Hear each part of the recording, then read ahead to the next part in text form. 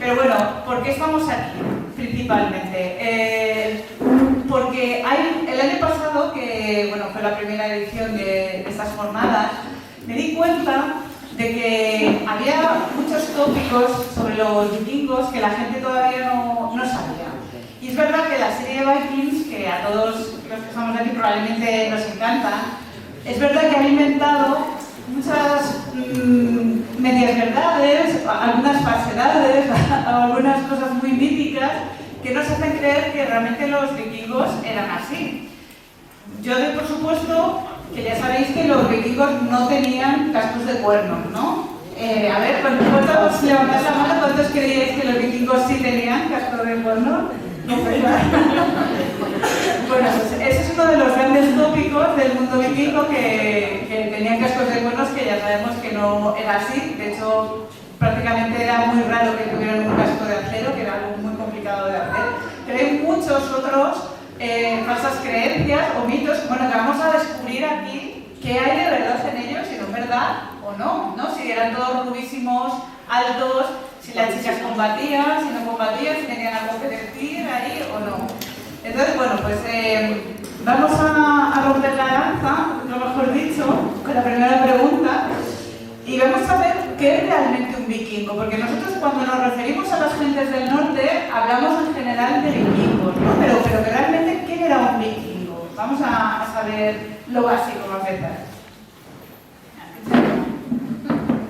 Venga, Laia. Bueno, te voy a decir una cosa para empezar, para ambientar. Estoy súper contenta de tener aquí a Laia porque hemos trabajado juntas, trabajamos juntas en una colección que no sé si os suena, que es de mitos nórdicos, que bueno, son como 60, como una burrada, que eran por todas las historias, se recopiló absolutamente todo lo que hay y lo que existe y lo que nunca existirá sobre mitología nórdica en una colección impresionante de RBA. Entonces, bueno, en esa colección yo escribí 5 libros, sí. Y Laia era la asesora histórica. Entonces, bueno, pues tuvimos la oportunidad de trabajar, yo escribía los libros y Laia hacía sugerencias históricas para que fueran más reales y se acercaran más a la realidad de todas las historias míticas. Entonces yo tenía muchas ganas de que Laia estuviera aquí, que además, bueno, pues muchos la conocéis porque ha estado en el programa de televisión del Condensador de Flujo. Y bueno, y a Paloma, que ya la conocía sin saberlo, porque esto del mundo vikingo es un mundillo al final muy pequeño, y a Paloma también la conocí antes sin saberlo. Y bueno, pues Francisco, que es un recreador histórico impresionante, él va a aportar la parte más práctica, lo que es vivir verdaderamente como un vikingo. Y él ha pasado frío, él sabe lo que es vestir la ropa de un vikingo, que no estaban de cuero todo el día, ¿verdad? Pero eso ya hablaremos. Y él nos va a hablar sobre todo de armamento, que realmente qué eran, con qué luchaban, cómo luchaban, qué vestían, y vamos a ver qué es de verdad en todas las cosas que hemos visto de series, películas y tal, y qué no. Pero bueno, vamos a empezar viendo lo que es un vikingo. Venga, Laia,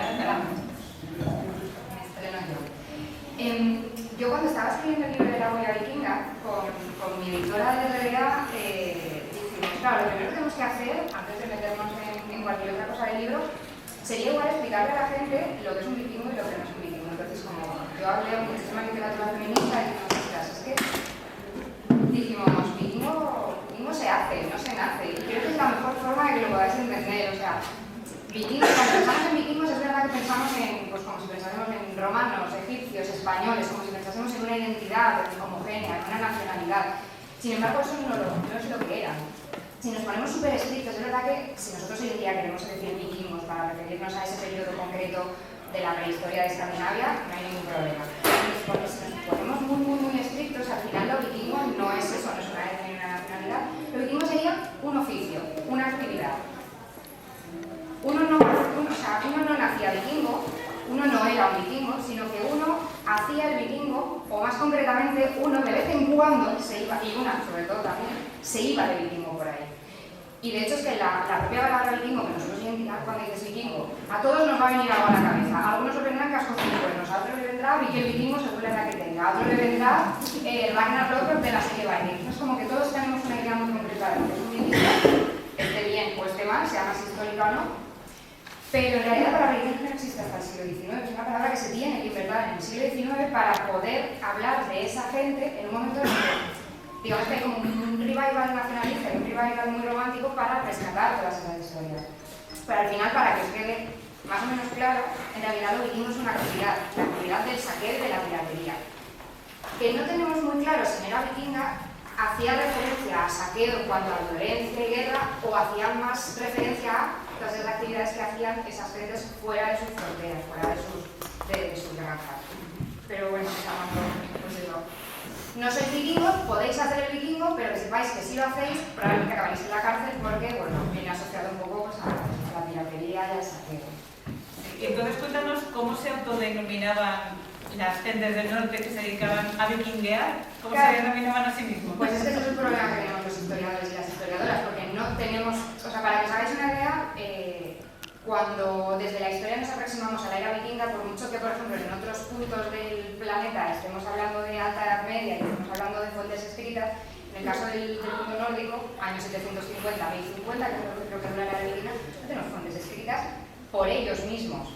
Tenemos unas pocas piedras rúnicas, pero bueno, al final son inscripciones muy sucintas, muy breves, que nos dan muy poquita información y no tenemos ni idea de cómo esa gente se denominaba a sí misma. Vikingos ya sabemos que no, pero cómo se denominarían a sí mismos a sí mismos no lo sabemos. Lo que sabemos es cómo les denominaban otros. Y claro, mucho del mito que se ha gestado alrededor de los vikingos es precisamente porque como no tenemos información de ellos sobre sí mismos, lo que tenemos es información de ellos a partir de terceros. Pero claro, de terceros que muchas veces se encontraron con ellos en un contexto bélico, de guerra, y claro, ¿qué imagen te va a quedar de ellos? Pues la de nadie que llega con un abrazo, unos bombones y unas flores cuando te viene a saquear, entonces claro, es un poco bonito. Se les llamaba, por ejemplo en Inglaterra se les solía llamar daneses, sin distinguir muy bien de dónde venían o de dónde eran. Normandos, pero me ha referido a hombre del norte, no a normando de territorio. En la península ibérica, los de Mano, por ejemplo. En el mundo árabe le llamaban mayos, que significa paganos, pero claro, ahí tenemos otro melón en la foto porque llaman pagano cualquier pagano, entonces muchas veces no saben si las fuentes se refieren a vikingos o a cualquier otro pueblo con el que se encontraron. Así que saber un poco cómo se denominaban ellos a sí mismos no lo sabemos, y cómo se sentían ellos o ellas a nivel, no sé cómo decirlo, a nivel nacional, por decirlo de alguna manera, tampoco lo sabemos. Tenemos como mucha neblina. Hay como mucho misterio alrededor de los vikingos, al final es un poco lo que ha gestado tantos mitos alrededor. Vale. Bueno, quería decir que si en cualquier momento... Sí, vale. ¿Así mejor? Sí, mejor, sí. Que si en cualquier momento surge una duda, una curiosidad o lo que sea, y con toda confianza estamos aquí en Pericomité, levantáis la mano y preguntáis, ¿vale?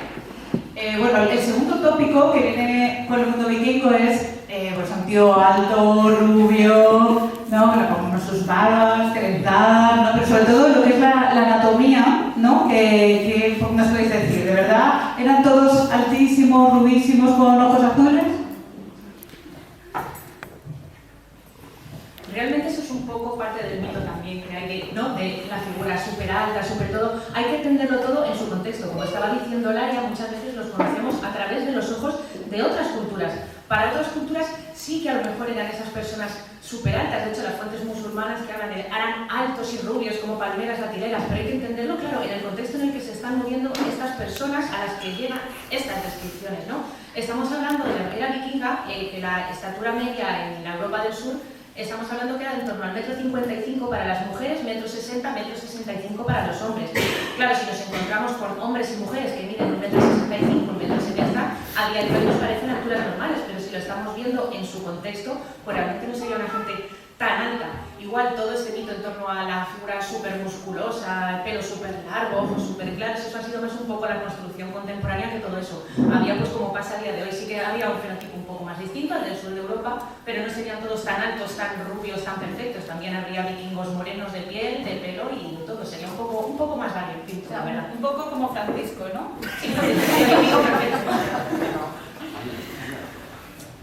Y bueno, y también lo siguiente que nos imaginamos sobre los vikingos, por supuesto, es lo del saqueo que nos contaba Laia. Entonces, bueno, pues si ahora que sabemos que los vikingos eran una actividad y que no se dedicaban a esto todo el día, ¿a qué se dedicaban entonces lo que nosotros llamamos vikingos?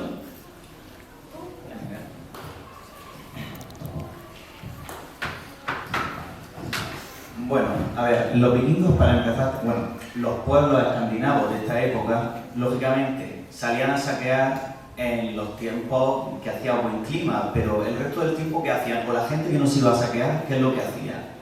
Pues lo que podía hacer una comunidad agraria de la época, es decir, principalmente cazar, cultivar, hacer la actividad que haría cualquier pueblo, a fin de cuentas. No eran muy diferentes de un sajón o un carolingio de la época. Entonces, el vikingo en su tierra vivía como una persona normal, incluso se tenían que defender de ataques de otros vikingos, porque no solo atacaban a Inglaterra, sino que incluso se atacaban entre ellos. Y también muchos comerciaban, con los mismos barcos que iban de saqueo, podían remontar lo que viene siendo ríos, cruzaban el océano hasta llegar hasta Constantinopla, hasta llegar hasta América del Norte. Y si yo tuviera que definir con una palabra a estos pueblos, a la profesión que me viene a mí a la mente cuando pienso en los pueblos escandinavos de esta época, serían 1, agricultores y 2, comerciantes y exploradores. ¿Y por qué? También. ¿Y por qué creéis que empezaron a saquear? ¿Por qué pasaron de ser granjeros, agricultores y de repente, o no de repente, empezaron a expandirse y a saquear otros pueblos? A ver, sí es cierto que antes de la era vikinga, o lo que comúnmente se denomina como el inicio de la era vikinga, ya había saqueos. Pero fue por la expansión demográfica que había en la época, y por la propia sociedad de buscar mérito, de luchar, que necesitaban buscar otras zonas. Por ejemplo, muchos huyeron de Noruega y se acabaron asentando en Islandia. Muchos buscaban unas tierras más fértiles, una vida mejor, buscaban oro, buscaban... al fin de cuentas eso, uno no arriesga su vida por la nada. Uno, si va a otra zona, es exclusivamente para buscar una vida mejor. Ya sea para conseguir oro, para llevar a su tierra esclavos, porque como bien ha dicho Laila, eran un pueblo esclavista. Una de sus bases de la economía también eran los esclavos, ya fuera para tenerlos en su propio asentamiento como para venderlos en otras localidades y sacar un dinero por ellos. Y, no sé. Bueno, también hay que decir que aunque la gente nórdica eran esclavistas, es una actividad normal en esa época en muchas culturas. Sí, lo que pasa es que ellos la llevaron un poco más lejos. Sí. O sea, se les dio bastante bien, pero... ¿Y tienes algo que aportar respecto a por qué empezaron a saquear?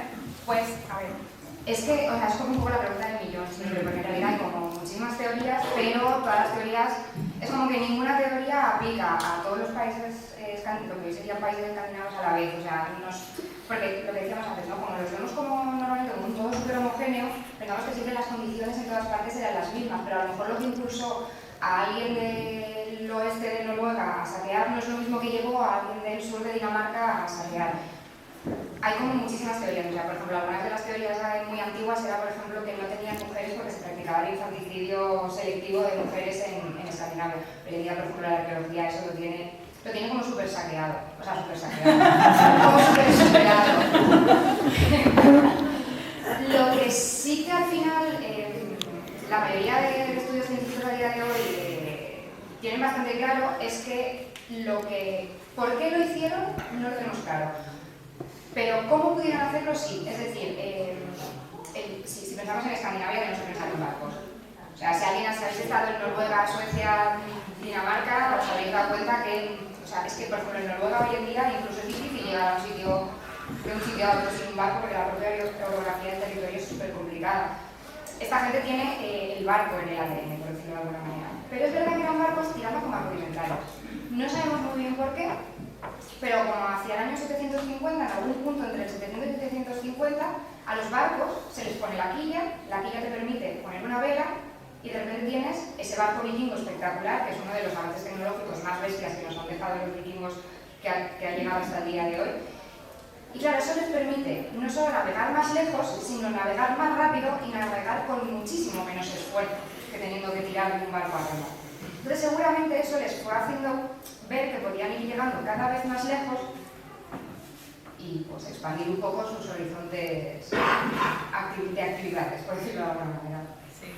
Bueno, antes Paloma y yo hablábamos de un tema que también viene a colación un poco de esto, que está relacionado con el clima, que a lo mejor también tuvo algo que ver con esto.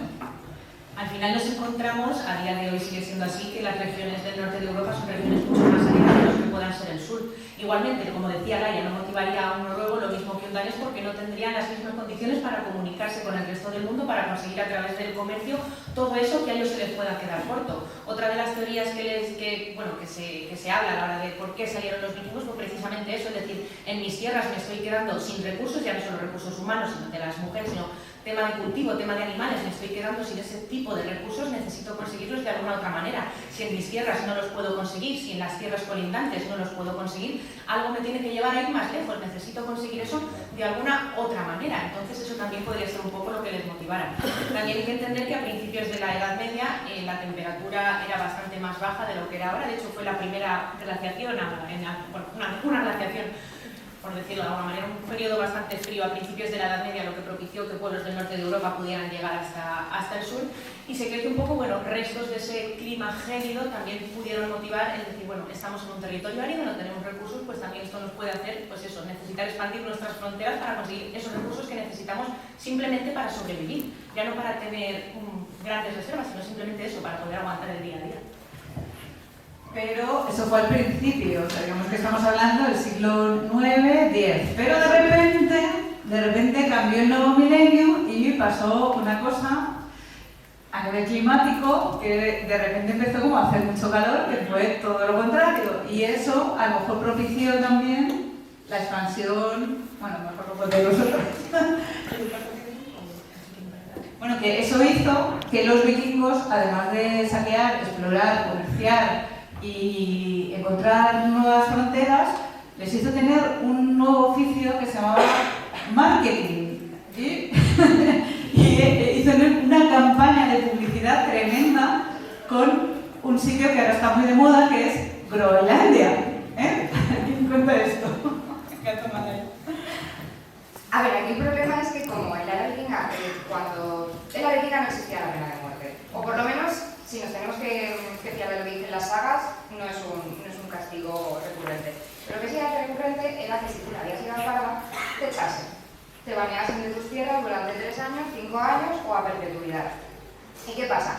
Mucha gente que se tuvo que exiliar de Noruega por proscripción, porque de repente de pueblos tribales pasabas a una sociedad mucho más jerarquizada por unos pequeños reyes que ya estaban empezando ahí a como apoyar las posturas y tal, la gente saltó a Islandia. Y de Islandia pues tenemos a Erik el Rojo, que el tío pues lo banearon, le dijeron que no, se podía quedar en Islandia más, y que dijo, ¿me vuelvo a Noruega donde tampoco me quieren o qué hago? Y a él le habían llegado noticias de que si seguía tirando hacia el oeste, igual había unas tierras. Y lo que hizo fue llegar a Groenlandia, pero claro, no sabemos muy bien si lo hizo, porque realmente digamos que quiso trolear un poco a la gente, o porque realmente, que esa es otra opción, llegase a una zona de Groenlandia en la que en ese preciso momento, al tener unas temperaturas un pelín más altas de lo habitual, era una zona muy verde. Y claro, tú venías de Islandia, que significa llevar el hielo, y que dijo, pues voy a poner Groenlandia en la tierra verde, y como no, si me quedo aquí, me va a quedar más solo que la una, voy a empezar a llamar a la gente de Islandia, les voy a decir, Islandia una mierda, hielo, frío, tal, no, o sea, Groenlandia, encontrado súper fértil, súper genial, todo verde, todo fantástico, venir, quedaros conmigo y así me monto yo aquí un campamento, no tengo que volver porque no puedo volver y me hago aquí un poco el crecimiento de la vaina. Pero es que consiguió flotar 25 barcos, que eso en ese momento es muchísimo, pero además no solo es muchísimo a nivel de gente, es muchísimo a nivel de riesgo que toma la gente, porque no sé si es la saga de los groenlandeses o la de Erik el Rojo, pero de los 25 llegaron 14. Los otros que no llegaron en ningún sitio. O sea, quiero decir, es un poco lo que decía él, tú no te vas y tú no arriesgas tu vida de esa forma si no tienes unos intereses muy potentes detrás. Y seguramente gente que se fue de Noruega, o sobre todo que desde Escocia, desde Irlanda, llegaban a Islandia buscando algo increíble, en Islandia se encontraron con una mierda más grande, hablando en plata, que lo que tenían en Noruega o en Dinamarca, porque hacía más frío y había todavía menos tierras cultivables y encima tenían pocos árboles, los acabaron deforestaron Islandia en muy pocas centurias. Entonces, claro, a la gente, Tierra Verde, pues allá que vamos. Lo que pasa es que, o sea, Groenlandia todavía fue más complicada de vivir que Islandia. Y de hecho llegó un punto en el siglo XV en el que empezó a hacer otra vez mucho más frío, entre las pestes y el frío se terminaron muriendo.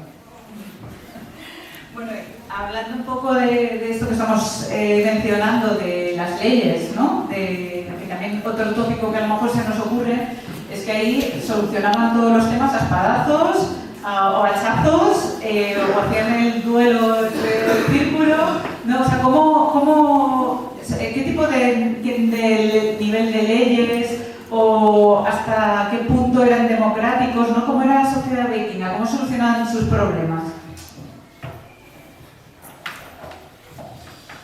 Muy bien, para empezar a decir que los vikingos sí es cierto que tenían un sistema de leyes.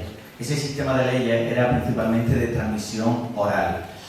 Y la mayoría de las veces no eran violentos como tal. Había, lo que normalmente se solía hacer era pagar una multa. Tú has hecho tal cosa, vas a pagar una multa. ¿Que es algo más grave? Sí, es cierto. Lo más seguro es que cogieran y te echasen del territorio, ya sea temporal o de forma indefinida. Y en algunos momentos sí es cierto de que se comenta que estaba lo que viene siendo los pueblos y tal. Pero esto algo es muy anecdótico, no es una realidad palpable de la vida continua de un escandinavo. Ellos allí tenían sus normas y si alguien la había infringido, normalmente se reunían, como vienen siendo todos los hombres libres de la zona, se reunían en un thing y allí se debatía muchas veces, oye, ¿esto qué ha pasado? ¿Qué hacemos? ¿Cómo lo solucionamos? ¿Tiene una solución diplomática o no? Y hasta que puede llegar a la guerra. Y entonces los things decidían ir a luchar ir a la guerra contra incluso otra gente de su propio país porque habían hecho algo que no les parecía correcto. ¿O no pensaban nada? Si no me equivoco, no tenían acceso al thing. Es decir, de forma, a ver, tal vez podría haber algunas excepciones, alguna mujer que tuviera mucho poder y sí pudiera intervenir, pero la norma es que en el thing entraban los hombres libres. Es decir, si tú eras un esclavo, lógicamente ya directamente no iba a intervenir en el thing. Y la mayoría de las mujeres tampoco. A fin de cuentas, estamos en una sociedad patriarcal, algo más liberal que en comparación con el resto de Europa, pero sigue siendo una sociedad patriarcal. Pero, Sí, ahí va yo, porque a Laia le quería preguntar qué lugar ocupaban las mujeres en esta sociedad. a ver, nuestro problema a la hora de enfrentarnos al papel de las mujeres en época vikinga es que, como volvemos a lo de siempre, porque es que al final es como muy circular todo, si no tenemos fuentes de ellos mismos, tenemos que fiarnos siempre de lo que otras personas nos cuentan sobre ellos. Claro, fuentes contemporáneas a ellos son aquellas fuentes de aquellos que se encontraron con ellos, ¿no? Por ejemplo, crónicas cristianas como la crónica anglosajona, los anales irlandeses, fuentes eslavas como la crónica de Néstor, yo qué sé, fuentes musulmanas, pero claro, aquí aparecen muy pocas mujeres en estas crónicas, pero básicamente porque lo que te están escribiendo, o lo que te están describiendo, mejor dicho, esas crónicas, son contextos bélicos en la mayoría de las ocasiones, o contextos pues como la crónica árabe de Ibn Fadlan, que es muy importante, pero al final es un solo texto del que tenemos que sacar toda esa información, es que se los encuentran en contextos muy concretos en los que seguramente hubiesen muy pocas mujeres. O que no les pareciese interesante, porque al final, recordemos que quienes estaban escribiendo en ese momento son clérigos, eclesiásticos cristianos o en el lado musulmán, pero también siguen siendo hombres. Entonces, claro, tenemos muy pocas mujeres en esos contextos. Si luego nos tenemos que ir a la propia literatura que crean ellos y ellas, que es a partir del siglo XII-XIII, que son las sagas, volvemos a lo mismo. Por mucho que las sagas nos estén hablando de un pasado mítico y un pasado pagano, siguen estando escritas mucho tiempo después de la era vikinga, por gente ya cristiana y sobre todo casi siempre por hombres. Entonces, por ejemplo, un ejemplo si por ejemplo pensamos en Mujeres Guerreras, un ejemplo que a mí siempre me hace mucha gracia es, si leemos a Sajón Gramático en su obra Cestadamón, la obra es muy interesante, es que cada vez que habla de mujeres se las llama marimachos o viragos. Entonces, claro, ese señor mucho aprecio por el género femenino no tiene, con lo cual, fiarte de lo que te está explicando esa persona es muy complicado. Entonces, seguramente lo que decía él, La sociedad vikinga es una sociedad patriarcal, porque casi todas las sociedades a lo largo de la historia lo han sido. Pero es una sociedad más aporofóbica que misógina. Es decir, en la sociedad vikinga, en la sociedad nórdica antigua, lo que importa es el dinero y la clase.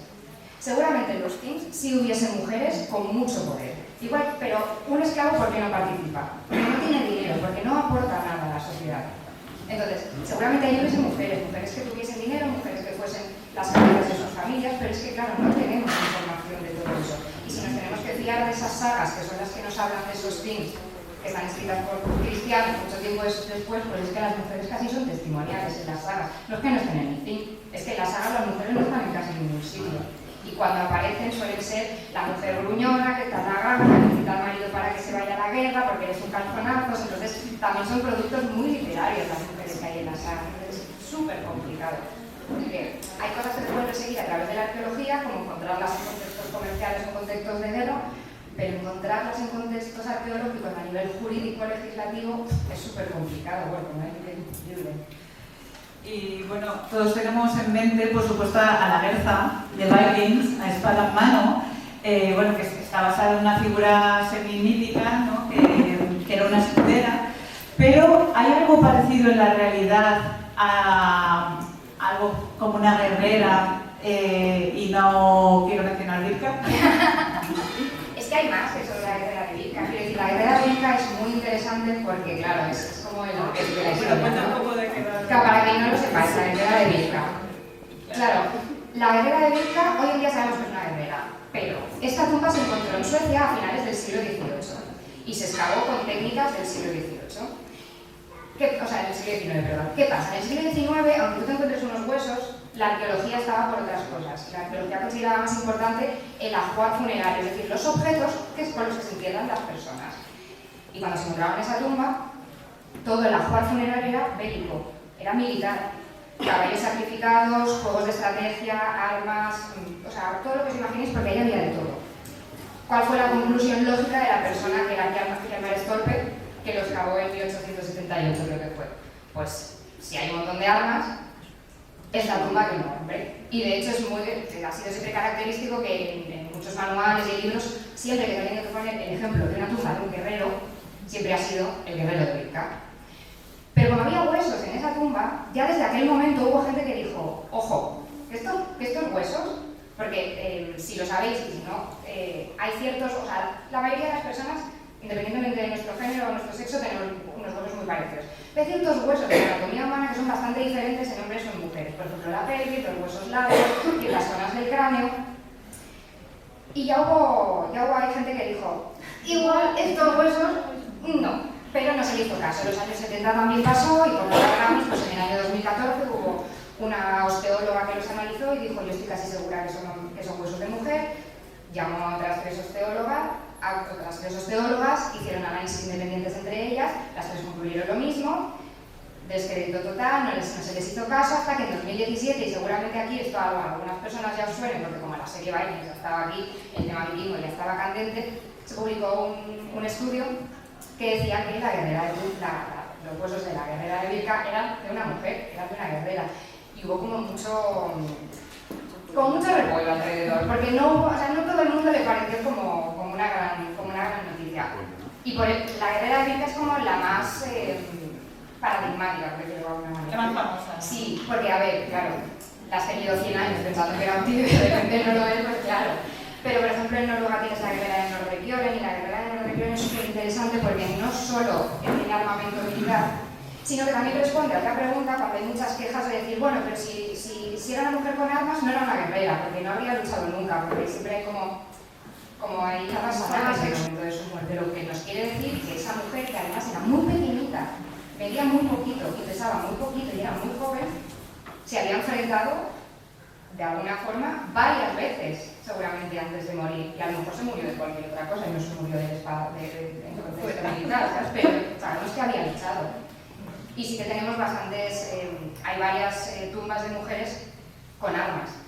El problema es que no todas las tumbas de época vikinga, porque estamos hablando de una sociedad de hace 1000 años, o sea, de huesos que tienen más de 1000 años, son susceptibles de analizar a nivel genético, por lo cual muchas veces solo tenemos unos huesos, a veces ni siquiera tenemos huesos porque se ha cremado, y tenemos un ajuar. Entonces, claro, poder cotejar si esos huesos de verdad son de hombre o mujer es muy complicado hoy en día, no siempre se da la posibilidad. Seguramente si pudiésemos habría muchas sorpresas más, la verdad. Y bueno, esto que comentas es muy interesante porque es verdad que a la hora de encontrar tumbas, claro, las vestimentas es una de las cosas que más se degradan y que cuando uno va a encontrar ahí pues ve los huesos pero no ve cómo esa persona se había vestido. Entonces, bueno, supongo que todos tenemos en la cabeza pues eso, que vestían con cuero, así muy molones, ¿no? Todos ahí con las trenzas de la guerra así, ¿no? Yo quiero recordar que en las óperas de Wagner las vikingas llevaban trenzas pero así, a cada lado. O sea, llevaban trenzas muy diferentes. Es que los de ahora son un poco como, son sofanaki, pero en vez de con una moto, con un barco. Si vais, o sea, la escena es la misma. Total. Entonces, bueno, ¿qué sabemos realmente de cómo se vestían y se peinaban los vikingos? Siempre que me preguntan cómo vestía un vikingo, quiero empezar diciendo que no lo sabemos. ¿Cómo se vestían de diario? No lo sabemos. Lo que sí sabemos es cómo se vestían cuando iban a la tumba. Es decir, ¿que esto era su ropa normal? Bueno, seguramente. Pero si ustedes van a las tumbas de hoy en día, casi toda la gente lleva traje. ¿Ustedes llevan traje en su vida diaria? Pues no, en ocasiones especiales. Pues hay que partir de ese punto. Después, claro, ¿qué problema tenemos con la vestimenta? Que se degrada bastante fácil. A fin de cuentas, están tienen debajo un cuerpo que se va a pudrir, va ácidos, hongos, bacterias. Al final degradan completamente casi todos los textiles y nos han quedado muy pocos restos. Por ejemplo, lo que viene siendo las prendas de ropa interior, no sabemos prácticamente cómo iban. Se teoriza un poco y tal, pero prácticamente no tenemos ninguna pieza. Si es cierto, por ejemplo, que se encontró una túnica de Libor que me parece que ni siquiera estaba en una tumba, pero que por como era la pieza, ya se dice, vale, esto ya sí, seguramente sea una prenda de interior. ¿Cómo sabemos, cómo podríamos diferenciar una prenda de exterior de interior? Pues el interior normalmente basa en lino. El lino, para empezar, no se teñía. Costaba mucho teñir las prendas de lino y además el lino no lo absorbía, de forma que al final echaba el tinte. De forma que podía usar, por ejemplo, una prenda de lino teñida, pues alguien que tuviera bastante dinero, un noble. Y eso sería normalmente en el interior, y serían las ropas que más se lavaban, ya fuera con lejía de ceniza o con otros procedimientos, era la ropa pues, que más sudaba y que más cambiaba. Después en el exterior, lógicamente siempre estamos hablando de un clima más invernal, en verano la cosa seguramente cambiaría. Llevarían, si he dicho antes, la prenda de lino aquí debajo, llevarían lo que viene siendo una túnica larga de lana. En la lana ya sí se tiñe con mucha mayor facilidad, de forma que te vas a encontrar ya las clases medias con las piezas teñidas. Aunque claro está, ya el nivel del color ya es diferente. Porque a más noble, más puede poner tintas de mejor calidad, más baño le puede dar a la pieza. Por ejemplo, yo aquí estoy recreando lo que vendría siendo un vikingo de una, podríamos decir, clase media alta, aunque en esa época no existía la clase media en los vikingos, para que nos entendamos. ¿Por qué podemos saberlo? Pues la túnica amarilla, bueno, podría estar más o menos de todos los pueblos, pero el abrigo sí que tiene un color bastante más fuerte, sigue siendo verde, sigue siendo un color más natural, así que no tengo el dinero suficiente para pagarme un azul caro, un púrpura, pero bueno, tengo dinero para ir más bonito. Además, lógicamente, llevo en los brazos muchos brazaletes, por los que uno muchas veces o pagaba con ellos en aquella época, o cuando ya se extendió el uso de las monedas, llevaríamos un bolsito con ellas. Después llevarían zapatos de cuero sencillos y pantalones o calzas. En este caso, si me pongo de pie para el resto del vídeo, verán que lo que tengo es un pantalón de lino, un calzón hasta aquí, y a él va unido la calza. Esto sería el hombre. Si nuestra compañera se pone de pie, podemos ver lo que sería Las zapatillas no cuentan. vale, las zapatillas no cuentan. La vestimenta típica de una mujer. Sí es cierto que se teoriza que aparte de esto seguramente llevará ropa de lino debajo, pero eso es ya lo estamos añadiendo nosotros. En las tumbas no se ha llegado a encontrar prácticamente de nada. Principalmente lo que se ha encontrado ha sido lana. Y tendríamos el vestido que tenemos ahí de lana exterior y después llevaría encima el apron. El apron es un delantal vestido que se une con estos broches de tortuga, que es una muestra de estatus. Sí es cierto que incluso la clase media podía acceder a ellos, pero era una pieza que se iba legando de madre a hija y sabemos que se usaban incluso para aparentar, porque no han llegado tortugas que están muy pulidas para intentar hacerla pasar por un material noble, ahí, pule que te pule, por al final se desgasta. La tortuga es esto, ¿no? Exacto, la tortuga es esa pieza, que además es un imperdible de la época. Si nosotros le damos la vuelta a la pieza, veremos que realmente los tirantes no están unidos, sino que están separados. Y es precisamente esto con un imperdible con lo que se unen ambas piezas. Y muchas veces de estos collares de tortuga podrían ponerse decoraciones, tal como esto, o incluso llevar herramientas. En este caso, nuestra compañera lleva aquí unas tijeras. ¿De acuerdo? Sí es cierto que esta prenda seguramente fuera más bien para salir y no para usarla de diario. Normalmente para diario pues se pondrían una pieza más sencilla, un delantal pillado con un cinturón, porque esto al final de cuentas es un vestido. Ah, y también tiene corredor. Sí. Bueno, y ahora viene la parte que más nos gusta a todos, por lo menos a mí, que son las armas. Entonces, claro, uno se imagina ahí a hachazo limpio por doquier, ¿no? A lo mejor una espada o algo, pero a ver, realmente, ¿con qué combatían los vikingos y cómo combatían? ¿Alguien quiere decir algo?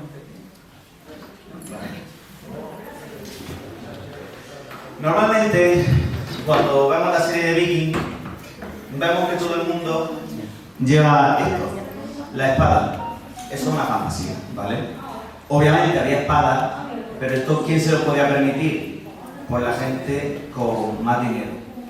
O incluso si no tenía dinero, podría estar pudiera financiar algo. Pero lo que más iban a llevar la gente que iba al saqueo, que no tenía dinero para poder llevar un equipamiento, cota de malla, casco, iba a llevar pues algo que tuviera poco hierro, un hacha sencilla, un hacha que normalmente la iba a usar en su vida de diario, de cortar leña. Pues si me voy al saqueo, la cojo y peleo con ella. Y una lanza, que también lleva poco hierro. Y esto lo usarían en su vida diaria para la caza. Pues nos están atacando. ¿Con qué se puede defender un agricultor de la época? Pues con su hacha de la leña y con su lanza de la caza.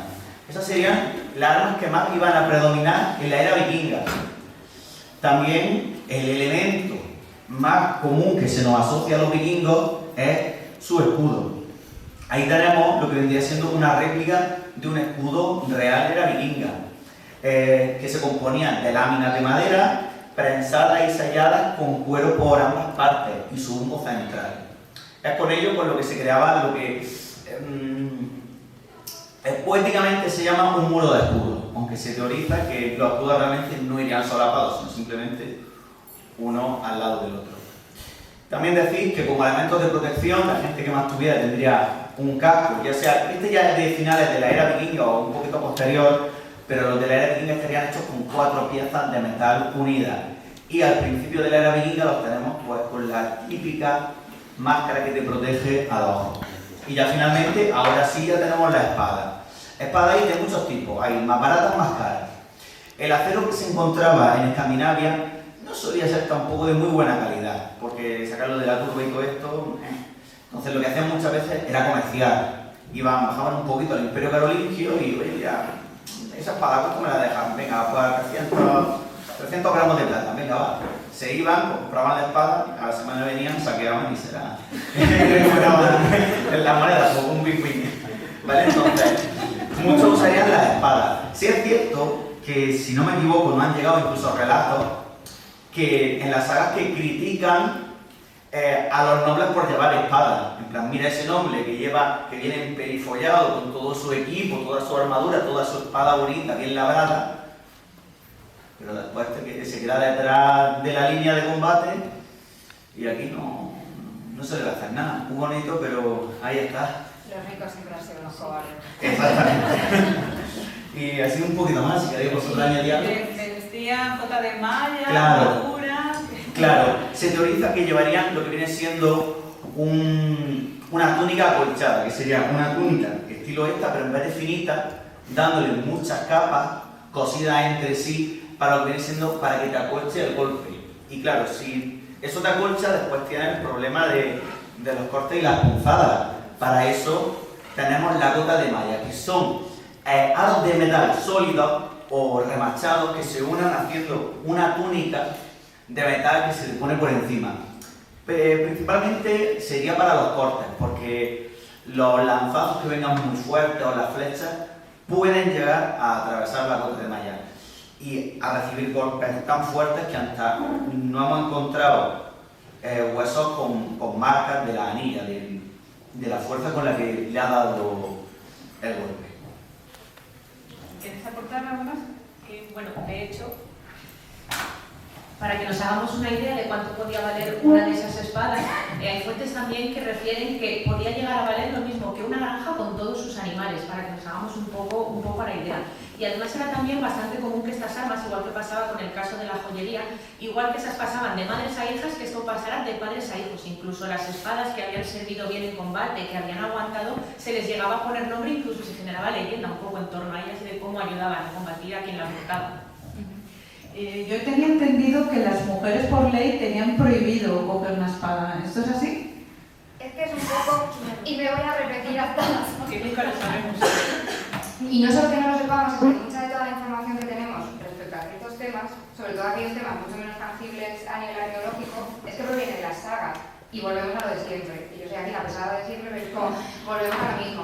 Las sagas son textos súper interesantes, pero son textos que se escriben mucho tiempo después del final de la era vikinga, con propósitos muy concretos, que son propósitos literarios. O sea, y para que os hagáis una idea, siempre pongo el mismo ejemplo. Leerte una saga hoy en día, te coges la saga de Elrond, la del Valle de los Salmones, la de Nial el Quemado, y es como leerte el Juego de Tronos de la época.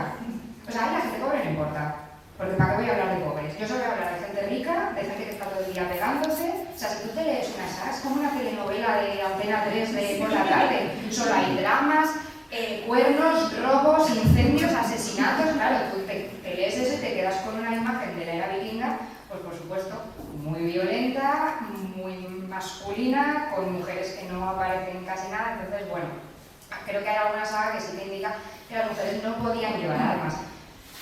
Pero, pensándolo ya, bueno, aparte de que hemos encontrado tumbas en las que las mujeres tienen arma, es que además no tiene ningún sentido, porque si nosotros pensamos que estamos hablando de una sociedad que cuando llegaba el buen tiempo, una parte de su población, sobre todo la gente joven, que estaba en forma física para poder soportarlo, se iba a, y no solo a saquear, o sea, se iba a cualquier otra cosa, a comerciar, a tener un contacto con otro sitio. Las granjas se quedaban muy despobladas muchas veces.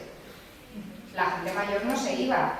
Las mujeres jóvenes, seguramente sí, pero y las mujeres más mayores, las mujeres gestantes, las mujeres lactantes, las mujeres que tenían niños pequeños a su cargo, dejar una granja desprotegida, como bien decía él, cuando no solo te están atacando de fuera, sino que es que los vikingos atacaron mucho fuera, pero dentro se peleaban entre ellos mogollón. O sea, no es que no necesitaban que viniese nadie de fuera a molestarlos, ya se lo hacían ellos. No tiene mucho sentido pensar que las mujeres no podían ir desarmadas. Seguramente las sagas lo hacen para hablarnos de algo un poco como más a nivel legal, igual que nos dicen que como al fin se supone que solo iba aquel hombre libre que podía portar una espada, pues si las mujeres no pueden llevar espadas, tampoco pueden ir al fin, y estamos como una especie de círculo vicioso en el que las mujeres no hacen nada. Pero bueno, es complicado, ¿vale? De hecho, además, partiendo del sentido común, tendría sentido que las mujeres llevaran armas, entiéndase como armas lo que estaba diciendo Francisco, ¿no? Un poco las herramientas rudimentarias en el día a día. Si estamos hablando de una sociedad en la que tanto ellos como ellas trabajan en el campo, trabajan con los animales, una mujer, por mero sentido común, llevaría su cuchillo utilitario, llevaría su hacha, llevaría su lanza, efectivamente. ¿Pero por qué? no pensando en voy a ir a la guerra, voy a tener que defenderme de un enemigo, sino simplemente para mis tareas cotidianas yo voy a necesitar esas herramientas. Si limitamos como el concepto de arma al concepto de espada a persona que sale fuera, pues un poco entraríamos en el círculo vicioso que estaba diciendo Laia, ¿no? De no tiene armas, no participa en el fin, pero lo sabemos, pero no, pero sí, pero entonces en un montón de condicionantes. Pero si entendemos arma en general como es al final, como pasaba en toda Europa, ¿no? ¿De dónde vienen las armas? Sobre todo de las clases bajas, de las herramientas del campo, porque tenemos hachas, tenemos lanzas, pero también tenemos flechas, tenemos mallares, que eso de hecho en representaciones de batallas encontramos ese tipo de herramientas. Entonces tendría todo el sentido del mundo que las mujeres también pudieran llevar armas, que entendemos como armas todo ese compendio de herramientas de uso cotidiano. De hecho, a nivel arqueológico hay muchísimas tumbas insexables, porque como lo único que nos hemos encontrado en la tumba es un peine, un hacha y un cuchillo, es como, ¿y esto de quién es? ¿De un señor o de una señora? Entonces, claro, esas tumbas también se quedan ahí un poco como en una especie de limbo porque no sabemos de quién son, pero es que en realidad nos da igual porque podría haber sido de cualquier persona, porque al final son herramientas del día a día. O sea que igual los vikingos también peinaban sus largos cabellos y tenían su peine de marfil muy cotizado. De hecho es curioso porque si te pones a mirar los enterramientos, una de las cosas que más se encuentran son peines, precisamente, peines de hueso que se entiende que valían para desenredar tanto el pelo como las barbas. Y una cosa curiosa que llama la atención en torno a los vikingos es que cuando las fuentes inglesas hablan de ellas, sobre todo los relatos que están hechos por clérigos, dicen que eran demasiado limpios y que era un poco que los vikingos lo que buscaban aseándose así era levantarles a las mujeres, a los hombres ingleses. O sea, que se pasaban de limpio con el objetivo de ir a ligar y a robarles a las mujeres. Es una cosa bastante curiosa. Pero en cambio luego los árabes era todo lo contrario. Claro, tú piensas. A ver, todos tenemos una imagen de la Edad Media, del pasado en general, mucho más guarra de lo que es en realidad. Quiero decir, la gente se ha bañado siempre y es la imagen esta de se bañaban una vez al año, se ponían una corona de flores para no oler, el ramo de novia tiene su origen para que las novias no oliesen mal, todos esos son mitos. Pero sí que sabemos que pues, dentro de su contexto había gente más limpia y gente menos limpia. Y los anglosajones pues debían ser los más guarretes de toda Europa, seguramente. Porque les escandalizó muchísimo que los vikingos se bañasen una vez a la semana, se cambiasen la ropa de vez en cuando y llevasen peines y demás. Y es lo que decía John de Wallingford, que dice, es que esta peña viene aquí, toda aseada, toda guapa, toda no sé qué, y nos roba a las mujeres. Claro, nosotros debíamos pensar, te huele un poco mejor, a lo mejor. Claro. Pero luego, claro, las fuentes son muy traicioneras en ese sentido y por eso es muy difícil hacer historia, porque por una parte tienes esto y te podrías quedar con esta idea. Pero luego tenemos las fuentes árabes, y si todos pensamos en el mundo árabe, la gente musulmana reza 5 veces al día, se lava las 5 veces al día y con agua corriente. O sea, con agua que tiene que estar corriendo, no estancada. Entonces, claro, cuando el Fadlan o Al-Tartus y compañía se encuentran con los vikingos, que encima se los encuentran en un contexto en una caravana o de mercenarios o de comerciantes, que no tienes ahí todo tu aseo, tu kit de aseo en tu casa, no estás ahí tranquilo con tu bañera, tal. Pues tío, te has ido a comerciar, seguramente hueles fatal.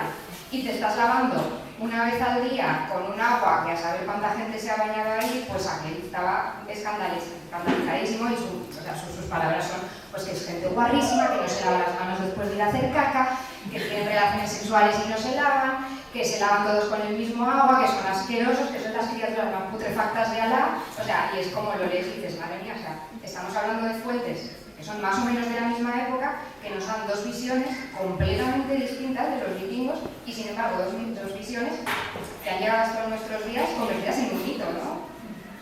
Es complicado. De hecho, a propósito de eso, como detalle curioso, precisamente en el relato de Ibn Fadlan, no sé si habéis visto la película del guerrero número 13, pues está basado precisamente en esto, y las fuentes de Ibn Fadlan, que es de las que mejor se conservan, de las que mejor describen ciertas cosas, como por ejemplo el tema de la higiene, también el tema de los rituales funerarios, pues un poco en esa película queda también reflejado así como curiosidad para el que le apetezca verlo, pues... Ibn Fadlan es Antonio Banderas. Sí.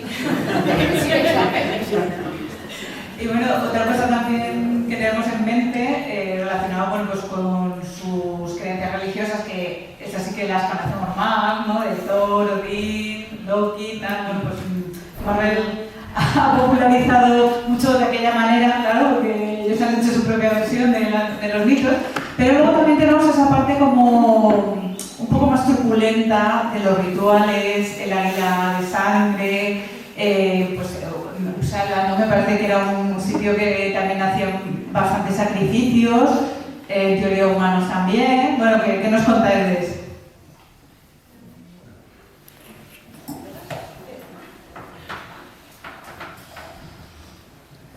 A ver. Y explícanos qué es el águila de sangre, porque alguien no lo sabe. ¿Por qué no podéis hacerlo?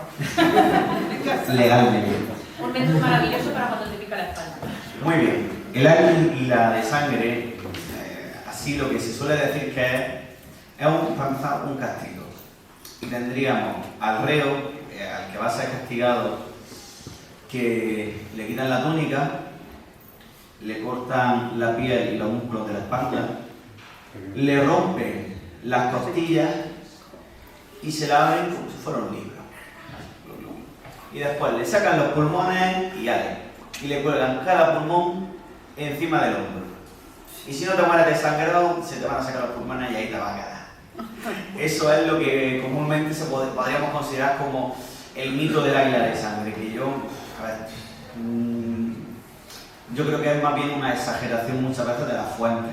A fin de cuentas, cuando hablamos de esto, hablamos de, si lo dicen los relatos, son relatos de siglos posteriores, que siempre van a exagerar y van a inventar un poco lo que quieren. Por poner un ejemplo, lo que dije antes de las armas.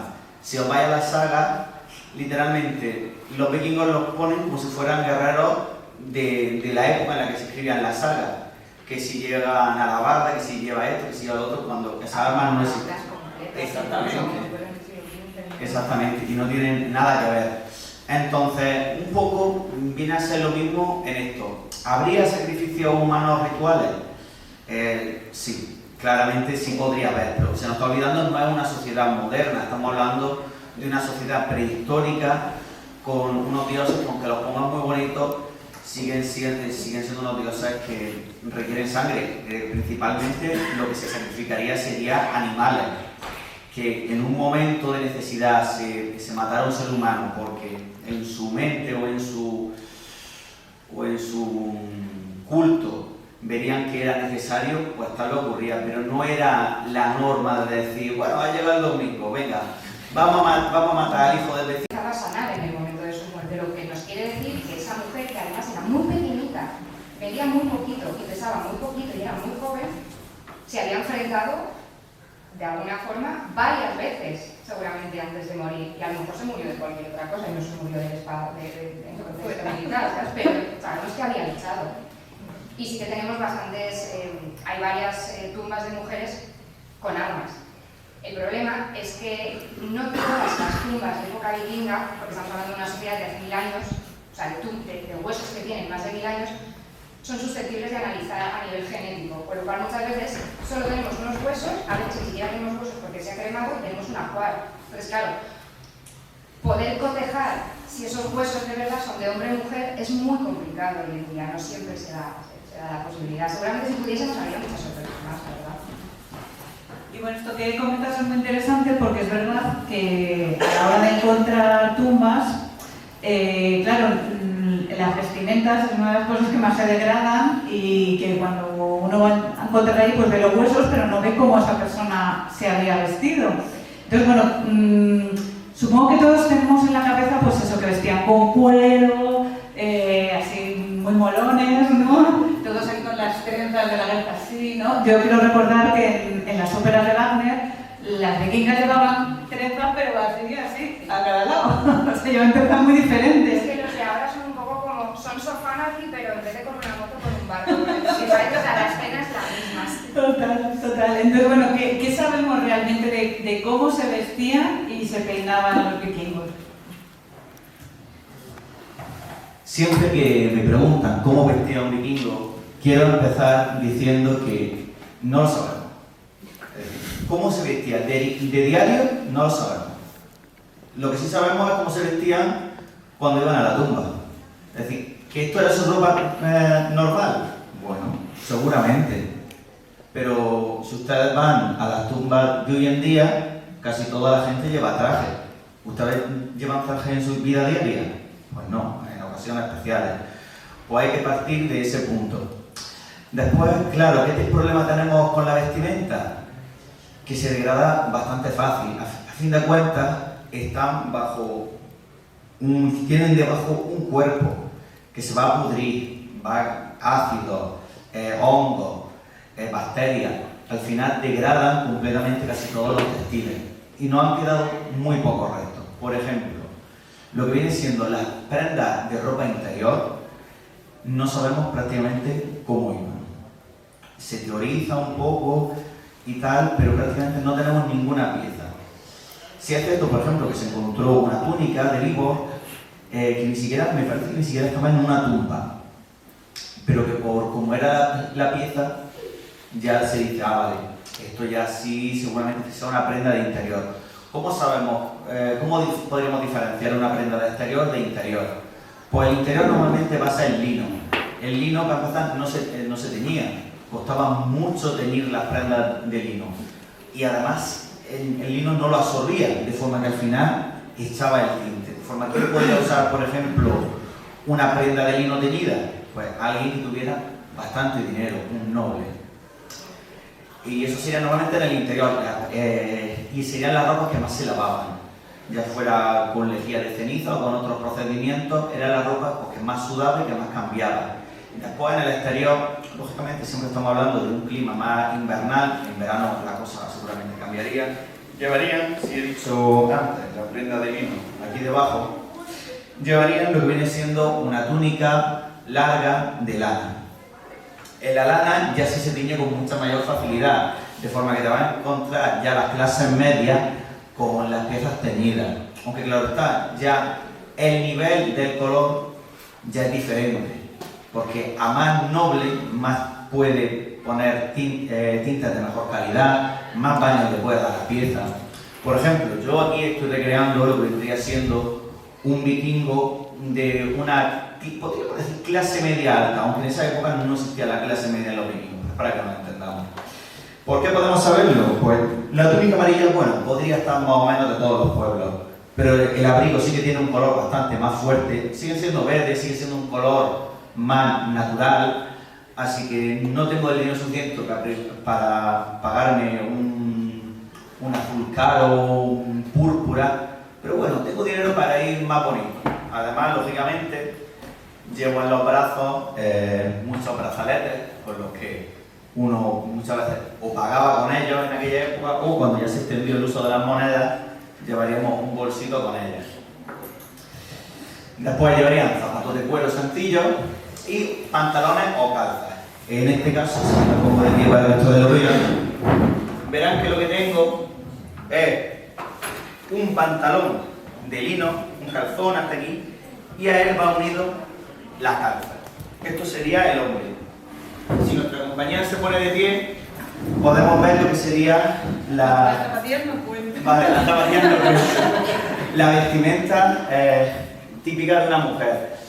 Sí es cierto que se teoriza que aparte de esto seguramente llevará ropa de lino debajo, pero eso es ya lo estamos añadiendo nosotros. En las tumbas no se ha llegado a encontrar prácticamente de nada.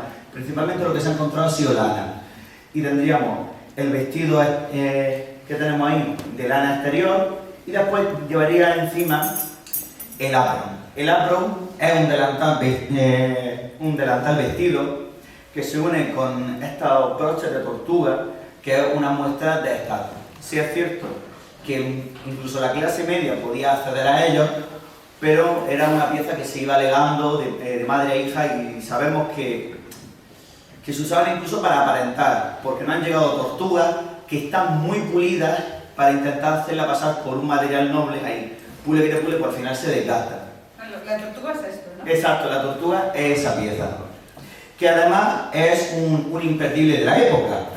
Si nosotros le damos la vuelta a la pieza, veremos que realmente los tirantes no están unidos, sino que están separados. Y es precisamente esto con un imperdible con lo que se unen ambas piezas. Y muchas veces de estos collares de tortuga podrían ponerse decoraciones tales como esta o incluso llevar herramientas. En este caso nuestra compañera lleva aquí unas tijeras. ¿De acuerdo? Sí es cierto que esta prenda seguramente fuera más bien para salir y no para usarla de diario. Normalmente para diario pues se pondrían una pieza más sencilla, un delantal pillado con un cinturón, porque esto al final de cuentas es un vestido. Ah, y también tiene corredor. Sí. Porque ahora viene la parte que más nos gusta a todos, por lo menos a mí, que son las armas. Entonces, claro, uno se imagina ahí hachazo limpio por doquier, ¿no? A lo mejor alguna espada o algo, pero a ver, realmente, ¿con qué combatían los vikingos y cómo combatían? ¿Alguien quiere decir algo?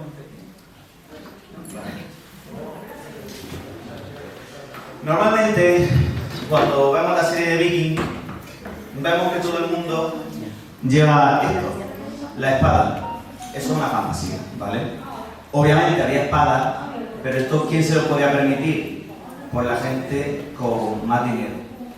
O incluso si no tenía dinero, puede que hasta pudiera financiar algo. Pero lo que más iban a llevar la gente que iba al saqueo, que no tenía dinero para poder llevar un equipamiento, cota de malla, casco, iba a llevar pues algo que tuviera poco hierro, un hacha sencilla, un hacha que normalmente la iba a usar en su vida de diario, de cortar leña. Pues si me voy al saqueo, la cojo y peleo con ella. Y una lanza, que también lleva poco hierro. Y esto lo usarían en su vida diaria para la caza. Pues nos están atacando. ¿Con qué se puede defender un agricultor de la época? Pues con su hacha de la leña y con su lanza de la caza. Esas serían las armas que más iban a predominar en la era vikinga. También el elemento más común que se nos asocia a los vikingos es su escudo. Ahí tenemos lo que vendría siendo una réplica de un escudo real de la vikinga, que se componía de láminas de madera prensadas y selladas con cuero por ambas partes y su humbo central. Es con ello por lo que se creaba lo que poéticamente se llama un muro de escudo, aunque se teoriza que los escudos realmente no irían solapados, sino simplemente uno al lado del otro. También decir que como elementos de protección, la gente que más tuviera tendría un casco, ya sea, este ya es de finales de la era vikinga o un poquito posterior, pero los de la era vikinga estarían hechos con 4 piezas de metal unidas. Y al principio de la era vikinga los tenemos pues con la típica máscara que te protege a los ojos. Y ya finalmente, ahora sí ya tenemos la espada. Espada hay de muchos tipos, hay más baratas, más caras. El acero que se encontraba en Escandinavia no solía ser tampoco de muy buena calidad, porque sacarlo de la turba y todo esto... Entonces lo que hacían muchas veces era comerciar. Bajaban un poquito al Imperio Carolingio y, oye, mira, esa espada, ¿cuánto me la dejan? Venga, pues 300 gramos de plata, venga, va. Se iban, compraban la espada, a la semana venían, saqueaban y será. En la moneda, como un win-win. ¿Vale? Entonces, muchos usarían las espadas. Sí es cierto que, si no me equivoco, nos han llegado incluso relatos que en las sagas que critican a los nobles por llevar espadas. En plan, mira ese noble que viene emperifollado con todo su equipo, toda su armadura, toda su espada bonita, bien labrada, pero después se queda detrás de la línea de combate y aquí no se le va a hacer nada. Muy bonito, pero ahí está. Los ricos siempre han sido los cobardes. Exactamente. Y así un poquito más, si queréis vosotros añadir algo. Vestían cota de malla, Claro. armadura... Claro, se teoriza que llevarían lo que viene siendo una túnica acolchada, que sería una túnica estilo esta, pero en vez de finita, dándole muchas capas cosidas entre sí para lo que viene siendo para que te acolche el golpe. Y claro, si eso te acolcha, después tienes el problema de los cortes y las punzadas. Para eso tenemos la cota de malla, que son halos de metal sólidos o remachados que se unan haciendo una túnica de metal que se le pone por encima. Principalmente sería para los cortes, porque los lanzazos que vengan muy fuertes o las flechas pueden llegar a atravesar la cota de malla y a recibir golpes tan fuertes que hasta no hemos encontrado huesos con marcas de la anilla, de la fuerza con la que le ha dado el golpe. ¿Quieres aportar algo más? Bueno, de hecho, para que nos hagamos una idea de cuánto podía valer una de esas espadas, hay fuentes también que refieren que podía llegar a valer lo mismo que una granja con todos sus animales, para que nos hagamos un poco la idea. Y además era también bastante común que estas armas, igual que pasaba con el caso de la joyería, igual que esas pasaban de madres a hijas, que esto pasara de padres a hijos. Incluso las espadas que habían servido bien en combate, que habían aguantado, se les llegaba a poner nombre, incluso se generaba leyenda un poco en torno a ellas de cómo ayudaban a combatir a quien las portaba. Yo tenía entendido que las mujeres por ley tenían prohibido coger una espada. ¿Esto es así? Es que es un poco, y me voy a repetir hasta las... Sí, nunca lo sabemos. Y no solo que no lo sepamos, sino que mucha de toda la información que tenemos respecto a ciertos temas, sobre todo aquellos temas mucho menos tangibles a nivel arqueológico, es que provienen de las sagas. Y volvemos a lo de siempre. Y yo soy aquí la pesada de siempre, pero es como volvemos a lo mismo. Las sagas son textos súper interesantes, pero son textos que se escriben mucho tiempo después del final de la era vikinga, con propósitos muy concretos, que son propósitos literarios. O sea, yo para que os hagáis una idea siempre pongo el mismo ejemplo. Leerte una saga hoy en día, te coges la saga de Elrond, la del Valle de los Salmones, la de Nial el Quemado, y es como leerte el Juego de Tronos de la época. O sea, a mí la gente pobre no importa, porque ¿para qué voy a hablar de pobres? Yo solo voy a hablar de gente rica, de gente que está todo el día pegándose. O sea, si tú te lees una saga, es como una telenovela de Antena 3 de por la tarde. Solo hay dramas, cuernos, robos, incendios, asesinatos. Claro, tú te lees eso y te quedas con una imagen de la era vikinga, pues por supuesto, muy violenta, muy masculina, con mujeres que no aparecen casi nada. Entonces, bueno, creo que hay alguna saga que sí que indica que las mujeres no podían llevar armas. Pero, pensándolo ya, bueno, aparte de que hemos encontrado tumbas en las que las mujeres tienen armas, es que además no tiene ningún sentido, porque si nosotros pensamos que estamos hablando de una sociedad que cuando llegaba el buen tiempo, una parte de su población, sobre todo la gente joven, que estaba en forma física para poder soportarlo, se iba a, y no solo a saquear, o sea, se iba a cualquier otra cosa, a comerciar, a tener un contacto con otro sitio. Las granjas se quedaban muy despobladas muchas veces. La gente mayor no se iba. ¿Las mujeres jóvenes? Seguramente sí, pero ¿y las mujeres más mayores, las mujeres gestantes, las mujeres lactantes, las mujeres que tenían niños pequeños a su cargo?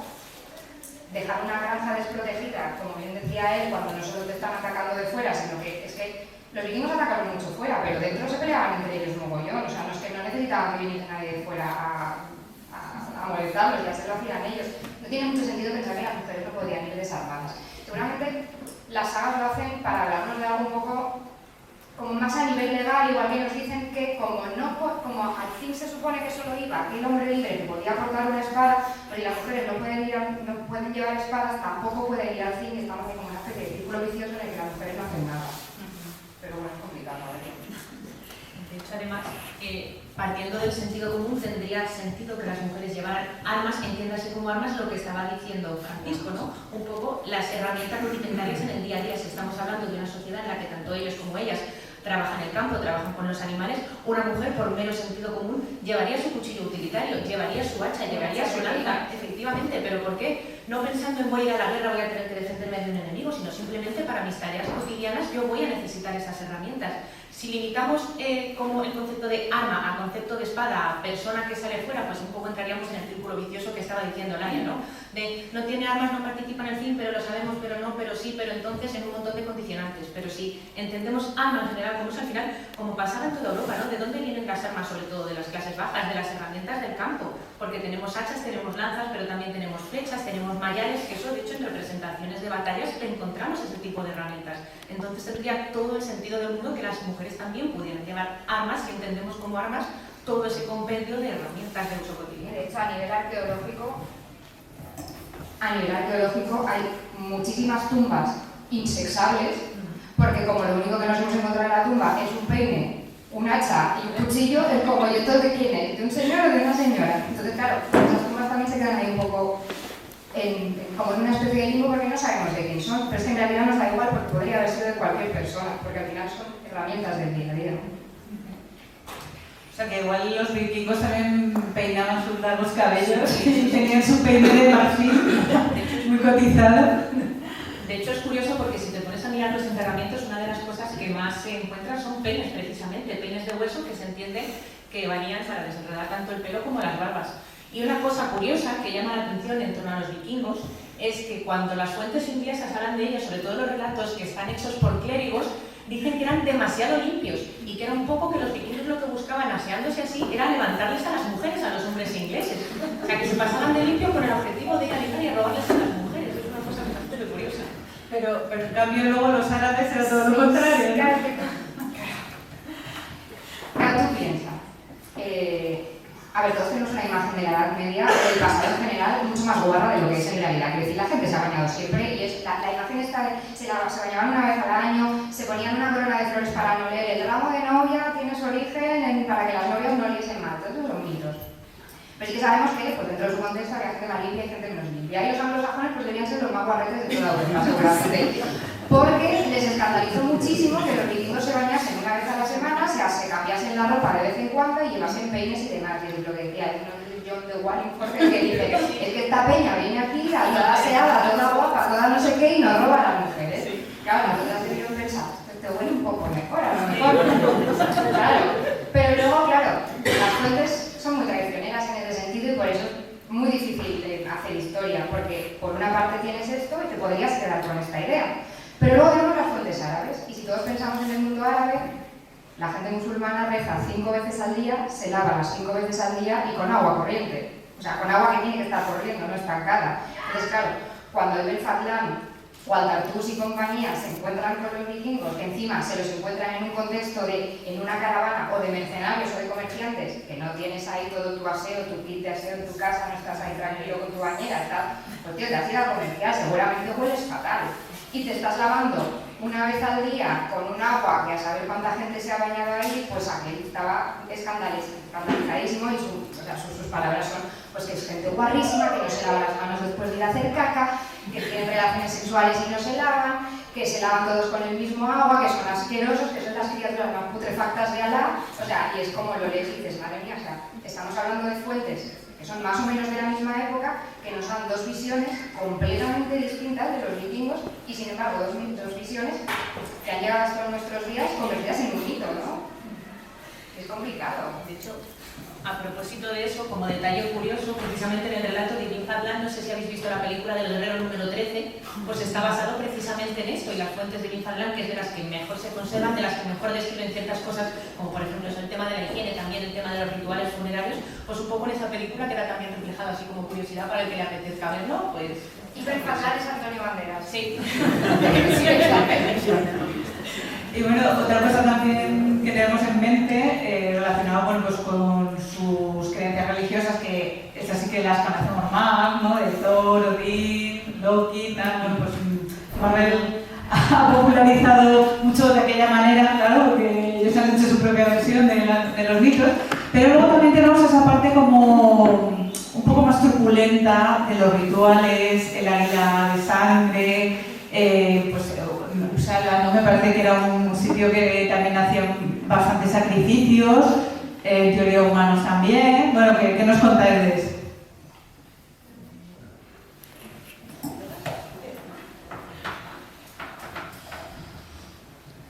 A ver. Explícanos qué es el águila de sangre, pues alguien no lo sabe.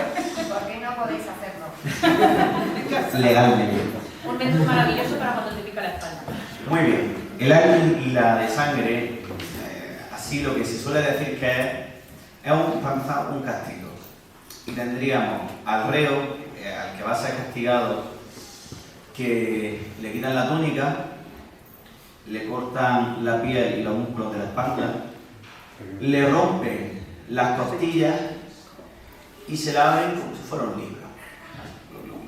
Y después le sacan los pulmones y le cuelgan cada pulmón encima del hombro. Y si no te mueres desangrado, se te van a sacar los pulmones y ahí te va a quedar. Eso es lo que comúnmente podríamos considerar como el mito del águila de sangre, que yo creo que es más bien una exageración muchas veces de las fuentes. A fin de cuentas, cuando hablamos de esto, hablamos de, si lo dicen los relatos, son relatos de siglos posteriores, que siempre van a exagerar y van a inventar un poco lo que quieren. Por poner un ejemplo, lo que dije antes de las armas. Si os vais a la saga, literalmente los vikingos los ponen como si fueran guerreros de la época en la que se escribían las sagas. Que si llegan a la barda, que si lleva esto, que si lleva lo otro, cuando esas armas no existen. Exactamente, y no tienen nada que ver. Entonces, un poco viene a ser lo mismo en esto. ¿Habría sacrificios humanos rituales? Sí, claramente sí podría haber, pero se nos está olvidando, no es una sociedad moderna, estamos hablando de una sociedad prehistórica con unos dioses, aunque los pongan muy bonitos, siguen siendo unos dioses que requieren sangre. Principalmente lo que se sacrificaría sería animales. Que en un momento de necesidad se matara a un ser humano porque en su mente o en su culto verían que era necesario, pues tal lo ocurría, pero no era la norma de decir, bueno, va a llegar el domingo, venga, vamos a matar al hijo del vecino.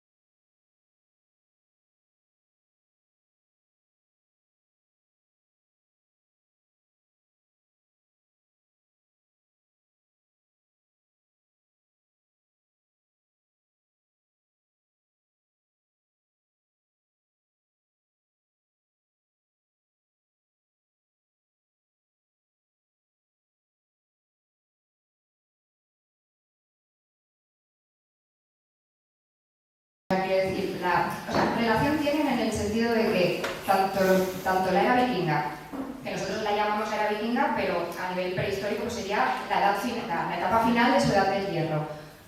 Se parece tanto a los celtas porque los celtas también son un periodo final de su edad del hierro en concreto. Pero claro, les separan más de 1000 años. Cualquier vínculo, cualquier similitud que haya es porque son sociedades similares, pero no porque hayan tenido en ningún momento contacto entre ellos. Pero bueno, al final cualquier sociedad de la edad del hierro, de cualquier parte de, sobre todo un contexto más europeo o más euroasiático, van a tender a parecerse, igual que las sociedades prehistóricas, aunque sean de sitios muy distintos entre ellos, tienen pues una cerámica parecida, un tipo de asentamiento parecido, un tipo de casas parecidas y demás. Bueno, ya para ir terminando, bueno, pues los vikingos ahora mismo pues, nos parece ser como algo muy exótico, como muy lejano, que está ahí por el norte de Europa, pero en realidad en nuestro día a día hay muchas cosas que nos han dejado los vikingos y no nos damos cuenta de que están ahí. Una de las más comunes que habéis hecho todos y que las hacéis todos cada día es hacer uso del Bluetooth. El Bluetooth, por si no lo sabéis, que a lo mejor no os habéis fijado, pero es una runa vikinga el símbolo del Bluetooth. ¿Por qué? Porque Bluetooth era un líder vikingo que se llamaba así, se llamaba Diente Azul. Y bueno, que quería preguntaros qué más cosas nos han dejado los vikingos en nuestro día a día, que bueno, Laia lo cuenta súper bien en La huella vikinga, como su nombre indica. A ver, cuéntanos más curiosidades. A ver, nosotros como no hablamos inglés tenemos menos cosas, pero por ejemplo nuestros días de la semana son romanos, o pues los días de la semana ingleses son pues, relacionados. Pero, por ejemplo, a mí una de las cosas que más me gusta que nos dejaron y que se valora muy poco, y de hecho el otro día estuve grabando un podcast con una gente muy guay de Álvarez y yo no tenía ni idea porque yo de barcos y de navegación a día de hoy no entiendo nada, y estuvimos hablando ¿cómo lo dijeron? No me acuerdo de las palabras exactas, pero la mayoría, o sea, hay como muchísimo vocabulario relacionado con el mundo náutico hoy en día que deriva directamente del nórdico antiguo. Y es verdad que, más que cosas que nos hayan legado, que es complicado, yo creo que es que, no sé cómo decirlo, como no han desaparecido en ningún momento porque se acaba la era vikinga, pero como que por oleadas los hemos ido redescubriendo con el tiempo, ¿no? Se acaba la era vikinga, pero llega la literatura nórdica medieval y lo redescubre otra vez. Llega el siglo XVII, XVIII, lo redescubre otra vez. Llega el siglo XIX, venga otra vez. Y ya el siglo XX, XXI con el cine, es como que, como están también tan rodeados de misterio, porque sabemos, hasta hace relativamente poco no teníamos una arqueología tan científica, tan desarrollada, que nos pueda aportar tanta información como nos aporta hoy en día, pues es como que al ir redescubriéndolos, como que no se han ido, ¿no? En ningún momento, y tenemos como muchísimas cosas alrededor. Yo empiezo el libro con una cosa, es algo así como, de hoy es miércoles, en tu calendario pone Wednesday, vas a ver la serie de Loki, has ido al parque y todos los perros se llaman Thor, ¿no? Es como, tienes muchas cosas a tu alrededor que tienen que ver con el mundo nórdico, no porque nos lo hayan legado ellos directamente, sino porque es que nosotros nos empeñamos en que no se vaya a ningún sitio y en seguir sacándolo como de vez en cuando. ¿No? ¿Francisco? Pues nada, y hablando de su fin, ¿no? Porque parece que se extinguieron, ¿no? Que llegó un momento, ahí, ¿no? Como a finales del siglo XI, y de repente se murieron todos, ¿o qué pasó? ¿Por qué se acabaron los vikingos? Fue más una evolución y fue más una evolución y yo creo que responde a varios factores, no solo un pum, desaparece y ya está, que eso yo creo que es un error a la hora de pensar, ya no solo en los vikingos, sino en cualquier periodo histórico, que parece que, por ejemplo, cambio entre la edad antigua y la edad media, de repente los coliseos se derrumban y empiezan a aparecer castillos como si fueran setas. Pues no, pues con los vikingos pasa un poco igual.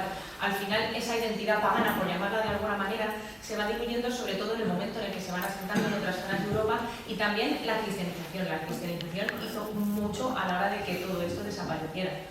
Y bueno, sí, es un poco una mezcla de todos esos factores. Claro, que al final no es que que desaparezcan, porque sigue siendo la misma gente, o sea, no se cristianizan y los pasan a todos por el cuchillo, ya de hasta luego, nos traemos gente nueva cristiana, no. Es la evolución de una sociedad.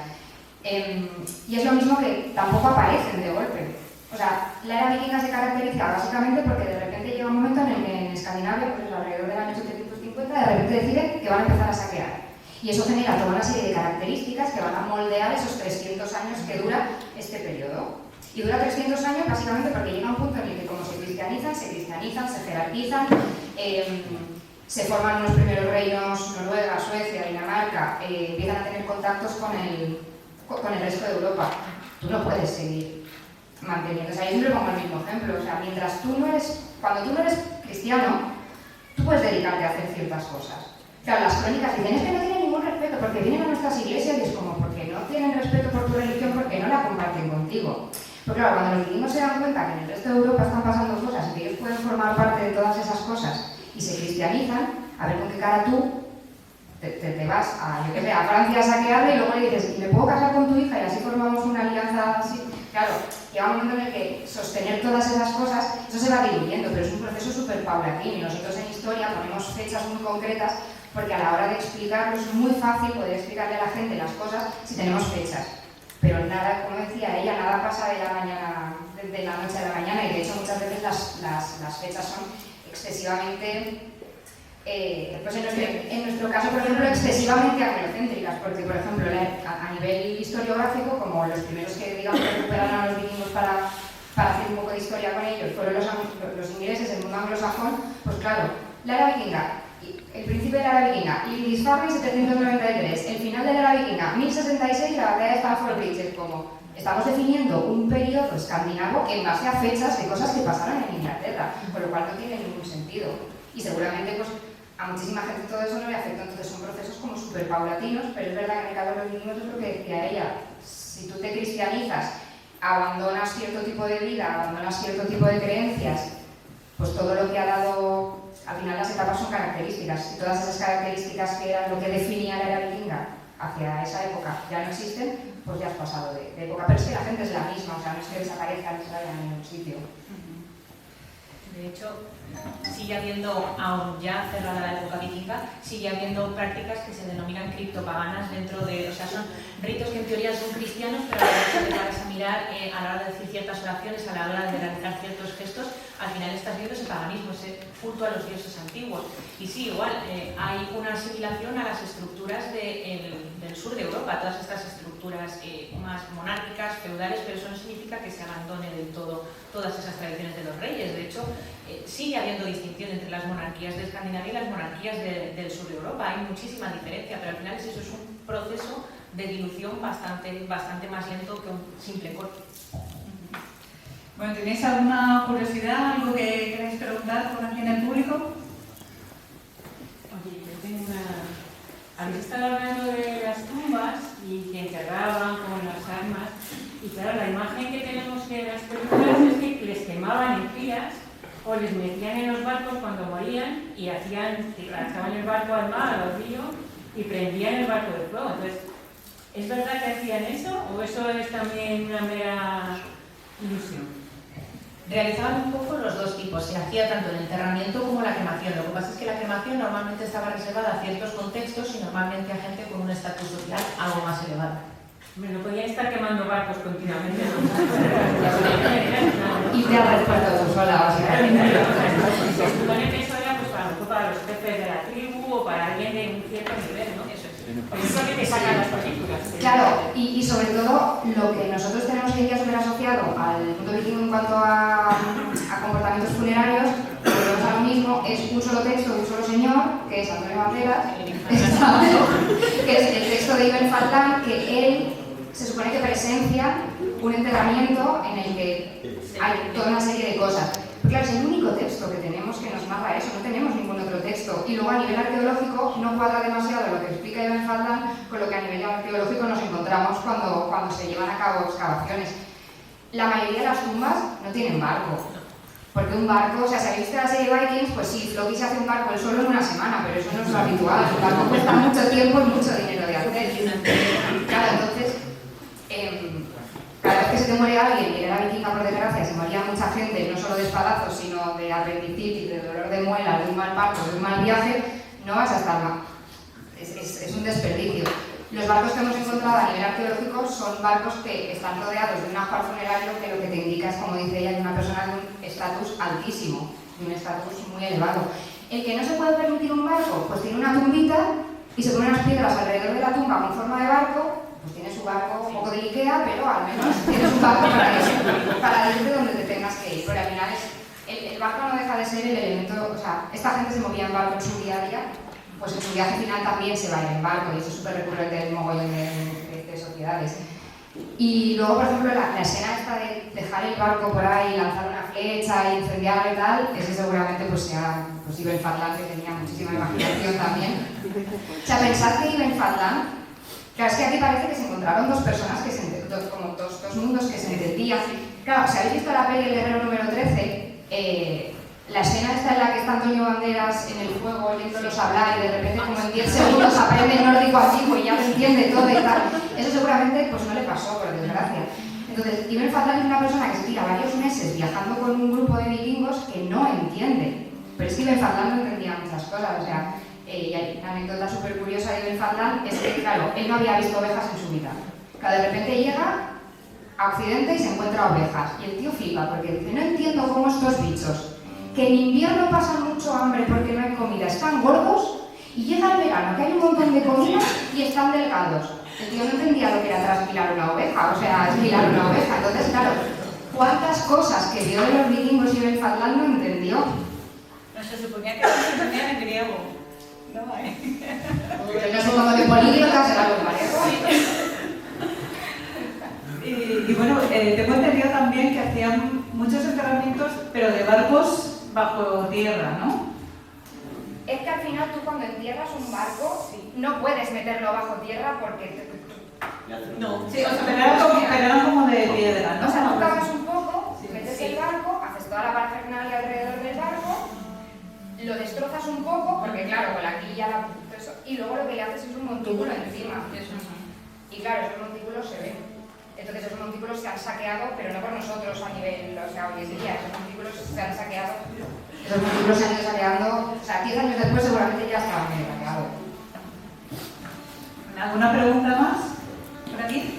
El tema de bodas vikingas, cuando las familias presentaban para poder unir casas, para ser más fuertes para otras tribus, ¿eso es cierto? ¿No es cierto? ¿Hasta dónde habéis descubierto cositas? A ver, lo que vendrían siendo las bodas, porque se puede decir bodas políticas para realizar uniones, claramente eso existía. Pero, como bien ha dicho nuestra compañera, no tenemos textos vikingos. ¿Hasta qué punto eso es real? Como por ejemplo lo de pagar el precio de la novia, etcétera. Eso puede ser real. Cuando yo que hago recreación, me han venido, por ejemplo, mucha gente diciendo, yo quiero que me realices una boda vikinga. Entonces digo, bueno, pues ya hemos acabado. No se puede directamente. Si quieres, no la inventamos, pero no es vikinga. Sí, eso es guay también, o sea, coger lo poco que sabes, Sí, intentar hacer algo neo vikingo. Claro, ¿cómo se dice? Un laberinto neolítico, se hace, se pone sus cositas y tal, pero realmente, ¿cómo podía ser la boda? Pues no lo sabemos. Sabemos, por ejemplo, que en el caso del divorcio, la mujer se iba a llevar su ajuar, tanto el de ella como el del marido. Entonces, vale, sabemos que sí se ponía un dinero, pero como tal la boda, yo normalmente digo que no se sabe. A ver, tú piensa una cosa.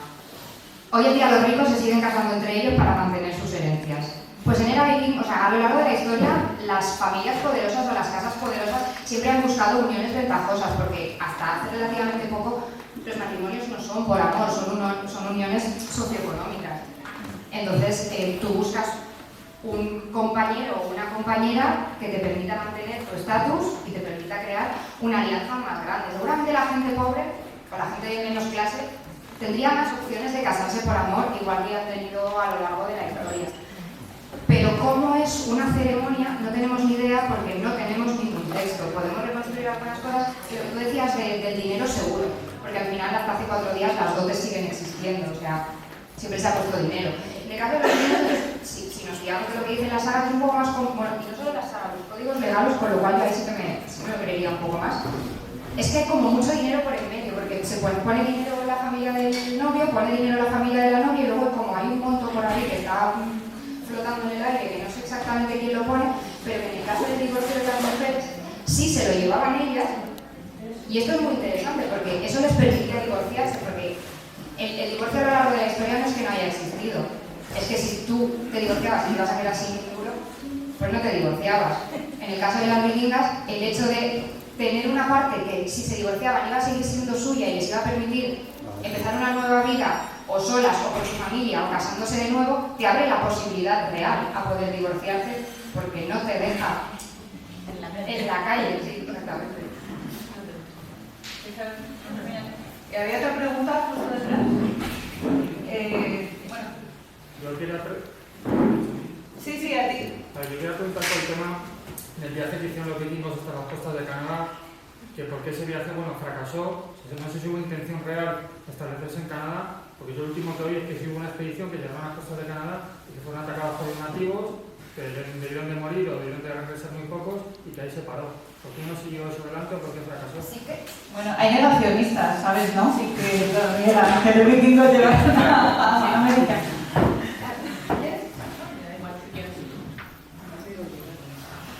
Al final es un poco, volvemos a lo mismo que estábamos al principio. Si yo estoy saliendo de mi tierra y estoy saliendo porque necesito los recursos, si estoy yendo a un sitio que tampoco manejo esos recursos y encima por los recursos que conozco tengo que competir con otras personas, al final no me sale rentable estar allí. Sí que es cierto que con los pueblos que se encontraban allí competían sobre todo por las focas. Y es gracioso porque a las fuentes, hacia los pobladores de allí, los vikingos como que se refieren a ellos como los skrellings, que traducidos serían así como alfeñique, y los definen como criaturas pequeñas y chiquititas que olían a foca. O sea, es una cosa bastante curiosa, ¿no? Y al final es eso, les era más interesante Groenlandia, pues al final todo lo que hablábamos antes del tema de marketing, toda la zona de los fiordos que les podría ser más parecido a aquello que tenían en casa, pero luego es eso, al final es un poco eso lo que comentaba al principio. Si yo me voy a un sitio para conseguir unos recursos, para tener claro que eso va a ser para mí, pero al final son unos recursos que no me son tan viables y encima tengo que estar compitiendo con ellos por otras personas que no paran de molestar, pues al final no parece ser viable. pero, sí que no les resultó demasiado... El problema es que parece que de Groenlandia a Terranova hay muy poco camino y en realidad hay bastante camino. Pero, no es que no prosperasen, no prosperaron a nivel de que no se establecieron comunidades, pero tampoco tenemos claro qué es lo que buscaban. Porque, hasta hace un tiempo lo que se creía es que una vez llegaron a Canadá, lo que sería la península de Terranova, el Labrador, tuvieron ahí pues movida con la gente que había allí, eso no prosperó y no volvieron nunca más. Pero hoy en día sabemos, porque los hay textos, que por lo menos, hasta el momento en el que, lo que hemos dicho antes, ¿no? Groenlandia hacia el siglo XV, como empieza a hacer mucho frío, y además la gente les trae la peste desde Europa, ahí se muere casi todo el mundo y los que no se mueren deciden que se vuelven. Hubo contactos entre Groenlandia, ahí tenemos crónicas y cartas náuticas y demás que sí que te hablan de viajes comerciales entre Groenlandia y el norte y Norteamérica hasta que se despobla Groenlandia. Pero porque no se establecían allí, seguramente lo que hacían era ir, comerciar, seguramente yo estoy bastante segura de que se acabaron haciendo amigos de la peña que allí había, encontraron una forma de comerciar. Es que al final también toda la historia de que se llevaban muy mal y todo, volvemos a lo mismo. Es una saga la que nos la cuenta, con lo cual tampoco sabemos si eso es verdad o es mentira. Entonces, lo que sí que sabemos es que hubo comercio durante bastante tiempo, hasta que Groenlandia las comunidades groenlandesas desaparecen, entonces ya sí que no tiene sentido llegar hasta allí, porque ya te tienes que ir desde Islandia o desde Noruega, y el viaje es absolutamente indecente. De hecho, como detalle curioso, a propósito de eso, se conserva un mapa, no recuerdo dónde estaba, eso lo tengo que confesar, pero se conserva un mapa que es anterior a la llegada de Colón a América y en ese mapa sí que aparece un fragmento de la costa americana. Pero es falso ese mapa. Era muy falso. Mira. Es el mapa de Finlandia. Sí, el mapa de Finlandia. En el libro tenéis toda la historia porque... Estás tú más actualizada que yo. El mapa de Finlandia es... long story short, en el siglo XIX los americanos tienen como una intención muy fuerte y una creencia muy fuerte de considerarse vikingos, descendientes de los vikingos, Y lo que hicieron los americanos fue empezar a inventarse un montón de pruebas. O sea, de repente llegó uno y dijo, ¡guau, he encontrado una piedra rúnica en una granja de Boston! Y tú ibas a la piedra rúnica y es como si tu hijo hubiese dibujado un monigote y hecho unas tal, y empezaron como a crear toda una serie de como de pruebas arqueológicas, algunas más curradas, otras menos curradas, que ligaban ese supuesto pasado y supuesta colonización de América por parte de los vikingos. Y una de ellas desde el mapa de Vinlandia, y a ver, se analizó la tinta, y la tinta es muy posterior, es de 1920 y algo. Pero es que luego además el mapa de Vinlandia muestra Groenlandia como una isla. Y eso no se sabe hasta principios del siglo, hasta finales del XIX, principios del siglo XX, cuando se pudo ver desde arriba. Entonces es muy divertido. O sea, es un capítulo, el capítulo se llama The Vinland a la Super Bowl, y es muy divertido porque se les fue, o sea, a los americanos se les fue muchísimo la olla. O sea, es muy guay. Bueno, muy guay. O sea, muy guay para mí a la hora de investigarlo y de escribirlo, pero es verdad que lo lees y dices, bueno, pues. Sí, pues la última pregunta. Bueno, venga, venga, profesor. Venga. No era para preguntar que no recuerdo el título ni el autor, pero recuerdo haber leído una novela antes de que saliese la película del Guerrero número 13. Sí, Devoradores de Cadáveres de Michael Crichton. No recordaba. Y me parece recordar que tiene similitudes con la película, pero tiene diferencias. Y al final termina algo así como que continúa sus aventuras navegando y viendo monstruos marinos y cosas así, de forma que me da la impresión de que al final desconozco el texto real que ha llegado por parte de ese aparente aventurero de la época. No sé cómo termina, si termina con alguna cosa de ese estilo que hace pensar que es un diario real o que es básicamente el equivalente a una novela fabulosa de la época. Es que la novela de Michael Crichton, creo que se pronuncia así, está inspirada en los textos de Ibn Fadlan, pero coge lo que quiere del texto de Ibn Fadlan y le mete neandertales, peña prehistórica, monstruos marinos, y luego de ahí, no sé quién es el director de la peli del Guerrero número 13, coge la novela de Michael Crichton y hace su peli quitándole algunas cosas. Entonces, claro, es como el texto original y real en el sentido de que es lo que escribió él, que luego sea verdad o no lo que escribió él es otra historia. Es como tienes la novela, o sea, el texto de Ibn Fadlan es lo original, la novela es una versión y luego la peli es la versión de la versión. Entonces, claro, su teléfono es cacharrado por ahí en medio. Sí, yo muy concretamente. A mí me gustaría saber qué hay de real en su sistema de navegación. Sabemos que tienen mucha habilidad, sus barcos con poco calado, eran rápidos, eran bastante intrépidos, pero verdaderamente la navegación suyo que era a través de, lógicamente es así, hicieron una brújula con una piedra representada en un tablero de madera, además, eso realmente es así, y si hoy por hoy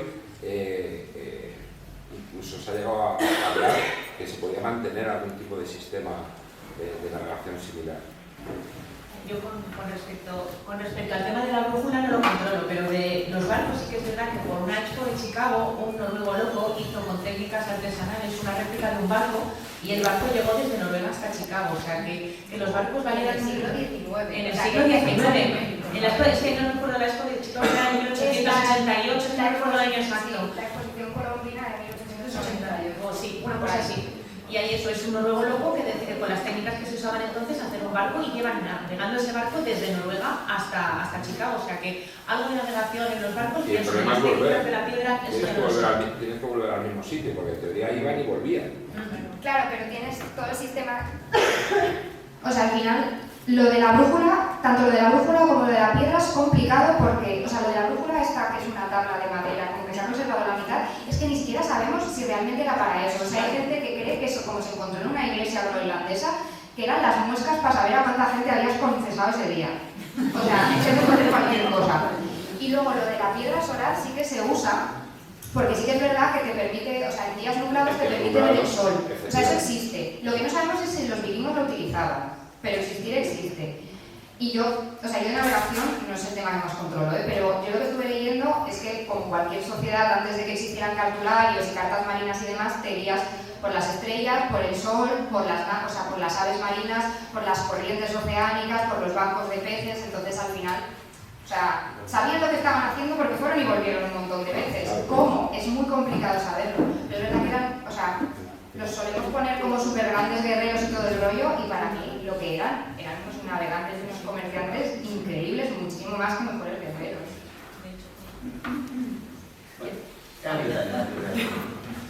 Yo, por ejemplo, algo que a mí siempre me ha parecido muy curioso fue un momento que yo tuve así como de revelación. Tú siempre cuando ves el mapa de las expediciones vikingas, lo ves en un plano, directamente en plano, y tú ves cómo hacen las curvas y todo esto, y cómo sabían exactamente que saliendo de este punto de Dinamarca iban a llegar al monasterio de Lismilfar.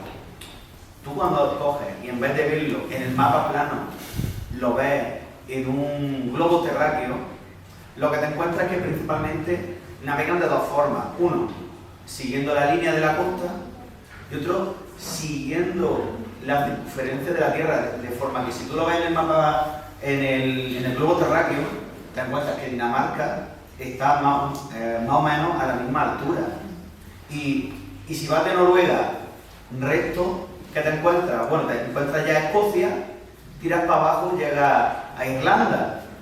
Pero es que si te subes un poquito más para arriba, ¿dónde llegas? A Islandia. Y si sigues de Islandia siguiendo la misma recta, a Groenlandia. Si sigues recto, a América del Norte. Es decir, se guiaban precisamente por las estrellas para no desviarse tampoco mucho. Iban más o menos rectos. Por lo menos eso me di cuenta yo y dije, ¿cómo no me había dado cuenta de que Sí, ya y que de hecho eso es simplemente una cosita a propósito de eso, que sí, que hasta qué punto conocían por dónde se movían y se veían confiados en eso y de cómo podían guiarse, que en los viajes hacia América la ruta que más usaban era precisamente la ruta más peligrosa, que era la parte que está más pegada al Polo Norte, por decirlo de alguna forma, que es una zona pues, en la que tienes mucho más riesgo de que se te lleve una corriente fría, mucho más riesgo de que el barco se empodre contra un iceberg, y aún así lo usaban. ¿Por qué? Porque sabían que era el camino más corto, o sea, se arriesgaban hasta ese punto. Bueno, muchísimas gracias a todos. Bueno, si queréis, un momento. Sí, que si queréis, ahora hay una firma de ejemplares y ahí podéis hacer las preguntas que quedan ahí se las hacéis, ¿vale? Muchas gracias.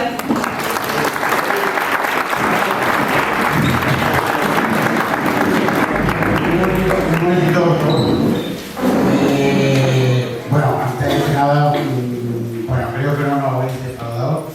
Habéis muy bien dividido lo que es mitología y lo que es la realidad. Y bueno, habéis estado a la altura de lo que esperábamos. O sea, de verdad que os agradecemos muchísimo en nombre de la Asociación de Vecinos, del Ayuntamiento, de Graciosa y por supuesto de todo lo que ha venido, la magnífica charla que nos habéis dado. Así que muchísimas gracias.